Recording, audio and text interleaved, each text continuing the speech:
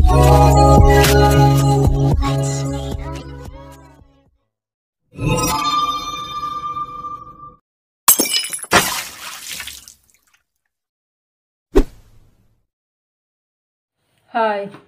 ನಾನು ನಿಮ್ಮ ವಿಜಯ. ನೀವು ನೋಡ್ತಿದ್ದೀರಾ ವಿಜಯ ಲಾಕ್ಸ್ ಬಿದ್ರ.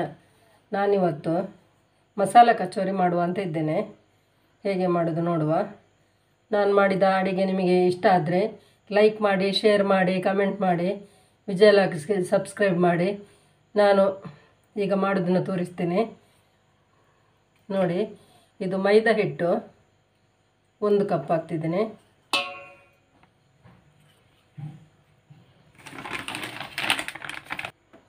ಗೋಧಿ ಹಿಟ್ಟು ಅರ್ಧ ಕಪ್ ಹಾಕ್ಕೊಳ್ತಿದ್ದೇನೆ.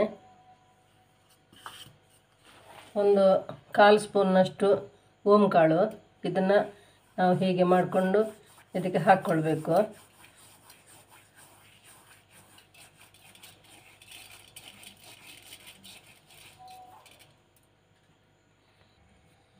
ಎರಡು ಸ್ಪೂನು ರವೆ ಹಾಕ್ಕೊಳ್ತಿದ್ದೇನೆ ನಾನು.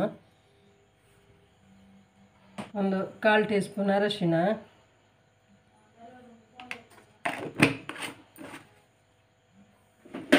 ಸ್ವಲ್ಪ ಮಿಕ್ಸ್ ಮಾಡ್ಕೊಳ್ತೇನೆ.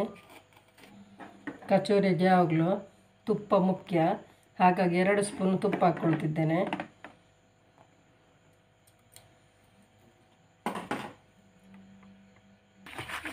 ಇದನ್ನು ಚೆನ್ನಾಗಿ ಮಿಕ್ಸ್ ಮಾಡಿಕೊಳ್ಬೇಕು. ತುಪ್ಪ ಹಾಕಿದ ಮೇಲೆ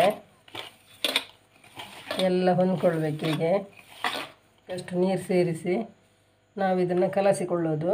ತೆಳ್ಳಗೆ ಮಾಡಿಕೊಳ್ಳೋದು ಬೇಡ, ಸ್ವಲ್ಪ ನೀರು ಹಾಕಿ ಮಾಡುವ. ಚಪಾತಿ ಹಿಟ್ಟಿನ ಹದಕ್ಕಿದ್ರೆ ಸಾಕು. ನಾನು ಕಳೆದ ಸಲ ಇದು ಸಿಹಿ ಕಚೋರಿ ಮಾಡಿದ್ದೆ. ಇವತ್ತು ಮಸಾಲ ಕಚೋರಿ ಮಾಡ್ತಾಯಿದ್ದೇನೆ. ತುಂಬ ಚೆನ್ನಾಗಿ ಬಂದಿತ್ತು ಕಳೆದ ಸಲದ್ದು. ಹಾಗೆ ಇದು ಕೂಡ ಚೆನ್ನಾಗಿ ಬರಬಹುದು ಅಂತ ಅಂದ್ಕೊಂಡಿದ್ದೇನೆ. ಮಾಡಿ ಹೇಳ್ತೀನಿ ನಿಮಗೆ ಹೇಗೆ ಬಂದಿದೆ ಅಂತ. ಈಗ ನೋಡಿ, ಕಲಸಿ ಆಯಿತು. ಈಗ ಇದನ್ನು ನಾವು ಒಂದು 20 ನಿಮಿಷ ಮುಚ್ಚಿಟ್ಕೊಳ್ಳುವ.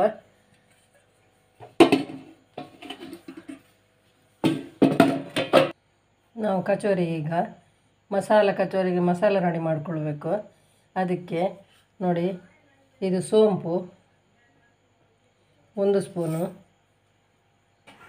ಬಡ್ಸೊಪ್ಪು ಅಂತಾರೆ ಇದಕ್ಕೆ. ಇದು ಜೀರಿಗೆ 1 ಸ್ಪೂನು. ನೋಡಿ, ಶೇಂಗಾ ಬೀಜ 1 ಸ್ಪೂನು.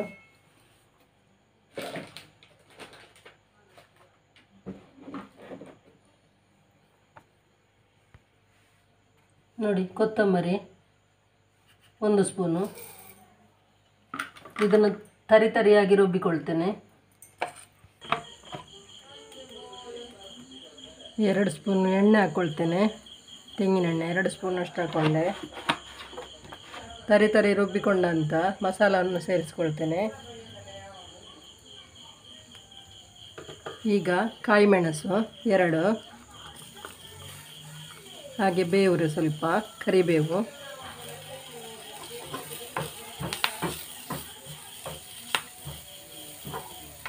ಹಾಗೆ ನೀರುಳ್ಳಿ ಸೇರಿಸ್ಕೊಳ್ತೇನೆ.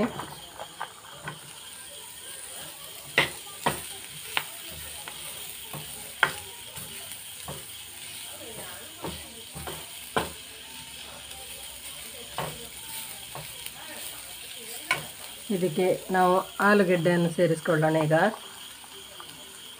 ನೀರುಳ್ಳಿ ಅದರಲ್ಲಿ 2 ಉಂಟು, 2 ನೀರುಳ್ಳಿ, ಹಾಗೆ ದೊಡ್ಡದು 1 ಆಲೂಗೆಡ್ಡೆ,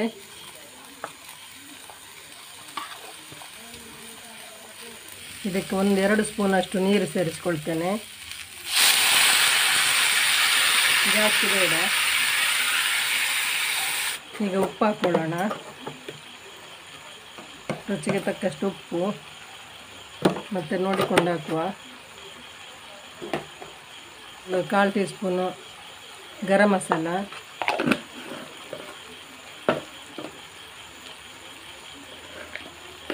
ಅಷ್ಟು ಸಾಕು.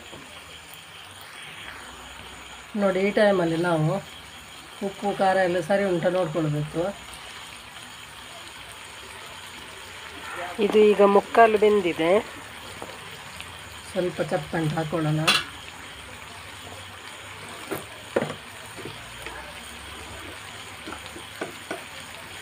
ಸ್ವಲ್ಪ ಉಪ್ಪು,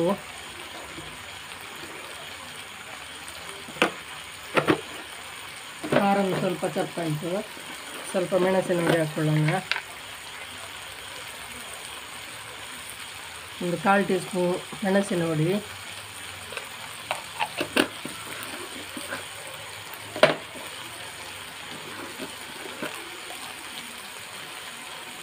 ಒಂಚೂರು ಅರಶಿನ ಪೌಡ್ರ್ ಹಾಕ್ತೀನಿ.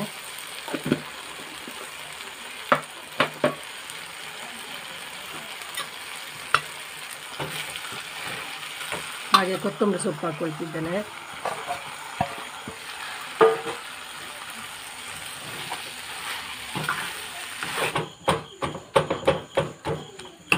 ಸ್ವಲ್ಪ ಅಲ್ಲಲ್ಲಿಗೆ ಸ್ವಲ್ಪ ಮ್ಯಾಶ್ ಮಾಡ್ಕೊಳ್ಳೋದು, ತುಂಬ ಅಲ್ಲ.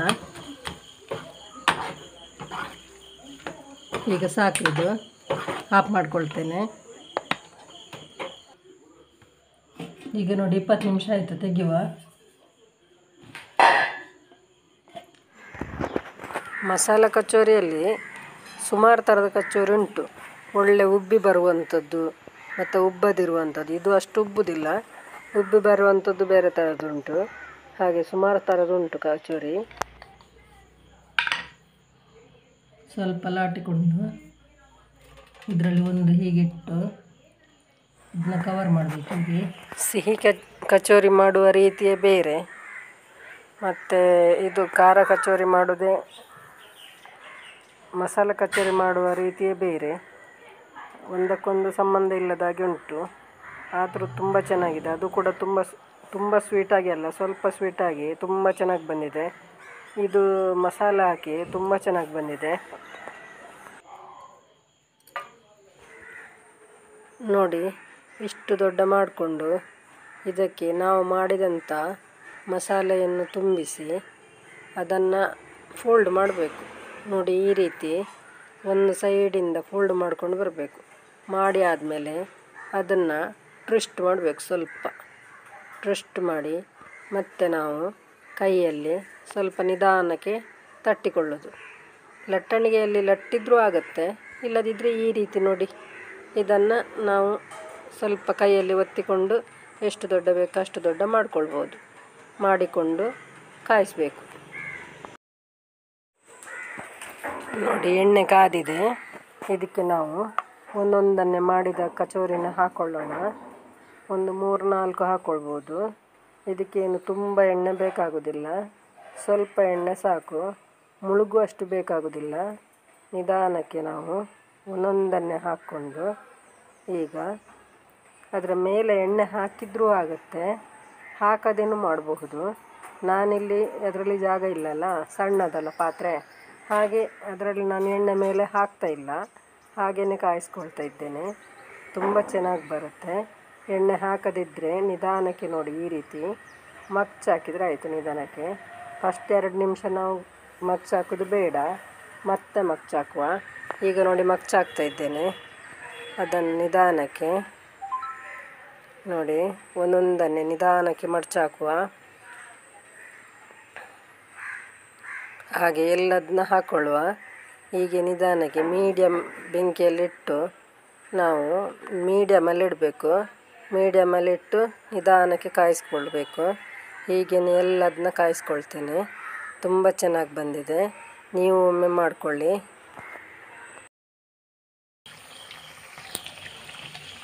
ನೋಡಿ, ಇಷ್ಟು ಕಾದರೆ ಸಾಕು. ಈಗ ತೆಗೆದುಕೊಳ್ತೇನೆ.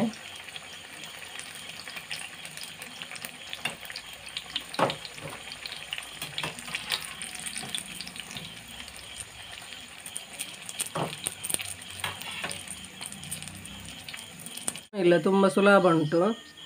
ಎಲ್ಲ ಆಯಿತು, ಆಫ್ ಮಾಡ್ಕೊಳ್ತೇನೆ.